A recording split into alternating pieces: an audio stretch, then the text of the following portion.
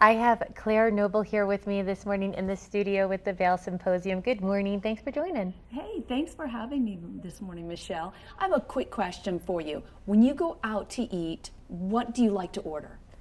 Oh, I'm pretty open to trying new things. So sometimes if there's something on the menu that is completely different, I'll go for that. But it also depends where I'm at. At the beach, I always order seafood.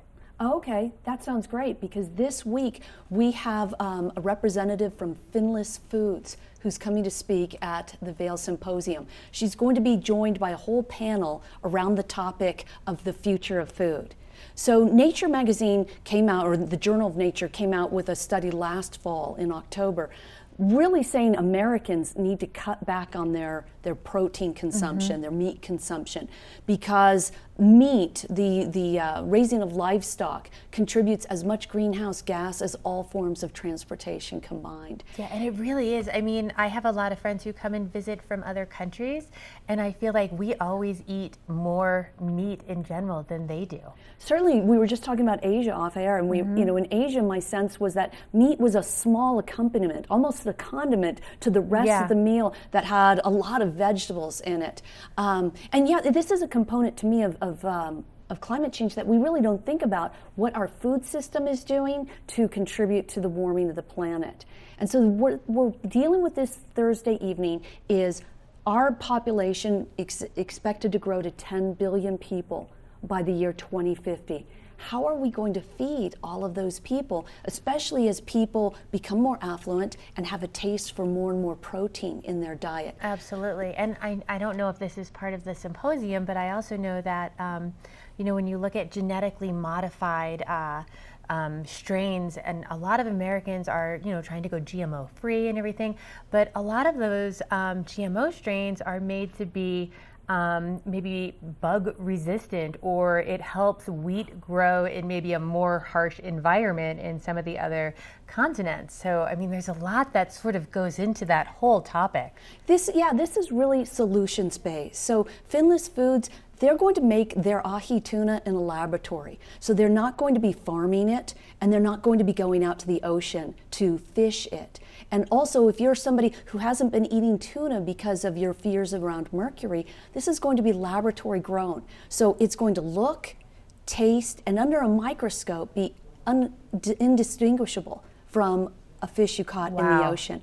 We're also bringing out Brian Spears. He is one of the founders and CEO of New Age Meats, and they make laboratory-grown sausages. And so a few years ago, there was just a handful of these laboratory-grown meat companies. Now there's more than 30 of them working on different types of meat, and a much lower environmental impact, but not without some issues. So we're bringing Nicole Civita from the University of Colorado at Boulder. She's in their Masters of the Environment program. She's an agriculture and food policy expert. So she's going to get into some of these issues that are raised with growing meat in a laboratory. Yeah, I would have so many questions on that.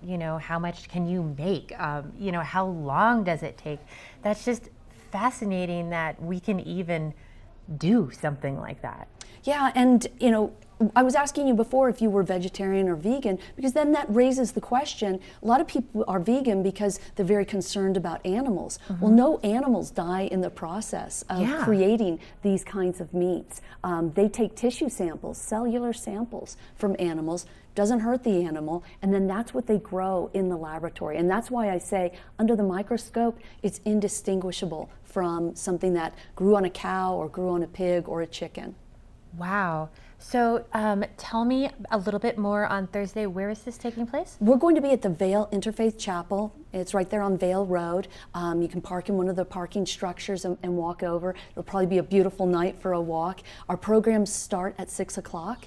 And we wrap up at 7:30.